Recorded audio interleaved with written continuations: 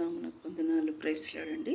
దేవుని మాటలు విన్న ముందు ప్రార్థించుకుందాం. పరమందు ఆశీనుడ, పరిశుద్ధుడ, పరమ తండ్రి, నీకు లెక్కలేని స్తోత్రాలు, వందనాలు ప్రభా. నాకు ఇచ్చిన కృపా, ధన్యత, యోగ్యతను బట్టి నైనా ఎవరికి లేని ప్రేమ, సంతోషం, అనురాగం మాకు దయచేసిన విధానం బట్టి నీకు వందనాలు, స్తోత్రాలు చెల్లిస్తూ యేసయ్య ఘనమైన నామమున ప్రార్థించి వేడుకుంటున్నాం తండ్రి.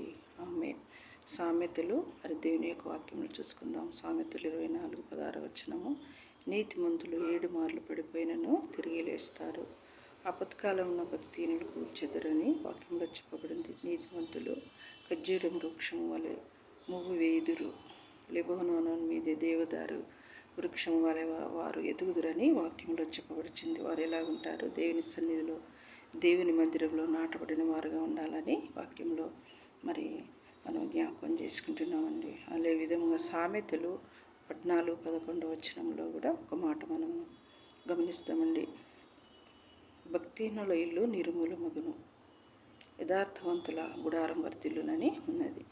భక్తిహీనులు ఎవరండి? ఇక్కడ 2 కుటుంబాలు, భక్తిహీనులు, నీతిమంతులు, 2 కుటుంబముల గురించి వ్రాయబడినది. భక్తిహీనులు అంటే వారిలో వాక్యము ఉండదు.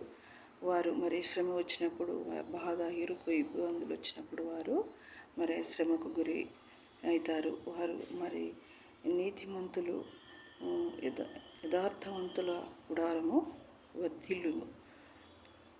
వారు అనేక దీవెనలతో, అనేక ఆశీర్వాదాలతో, దేవుని కృప, దేవుని సన్నిధి మరి యథార్థవంతుల గుడారంలో ఉంటుంది. కానీ మరి భక్తిహీనుల ఇల్లు నిర్మూలమగును అనేది. వారిలో వాక్యం ఉండదు. దేవునికి వారు దూరంగా ఉంటారు కాబట్టి వారికి శ్రమ, బాధ వచ్చినప్పుడు వారు ఓర్చుకోలేక ఉంటారు. దేవునికి వారు దూరంగా ఉన్నారు కాబట్టి వారి భక్తిహీనులు ఇల్లు నాశనమగునని వాక్యంలో చెప్పబడుతుంది. ఇక్కడ 2 గృహాల గురించి, భక్తిహీనుల ఇల్లు, నీతిమంతులు, యథార్థవంతుల గుడారం వర్ధిల్లునని వాక్యంలో చెప్పబడింది. మనము మరి నీతిమంతుల గృహంలాగా అనేక దీవెనలు, అనేక ఆశీర్వాదాలను పొందుకునే వారంగా ఉండాలని మరి వాక్యంలో చెప్పబడింది. మరి చిన్న మాట ప్రార్థన చేసుకున్న పరిశుద్ధమైన ప్రేమ గల తండ్రి, జీవంగల దేవ, నాకు ఇచ్చిన ఈ కృపా, ధన్యత నాకు ఇచ్చినందుకు కూడా నీకు లెక్కలేని స్తోత్రాలు, వందనాలు చెల్లిస్తూ నాయనా మరి మమ్మల్ని ఎంతగానో దినదినము అభివృద్ధి చేసిన విధానం బట్టి కూడా నీకే లెక్కలేని స్తోత్రాలు, వందనాలు చెల్లిస్తూ యేసయ్య ఘనమైన నామమున ప్రార్థించి వేడుకుంటున్నాం తండ్రి. ఆమేన్.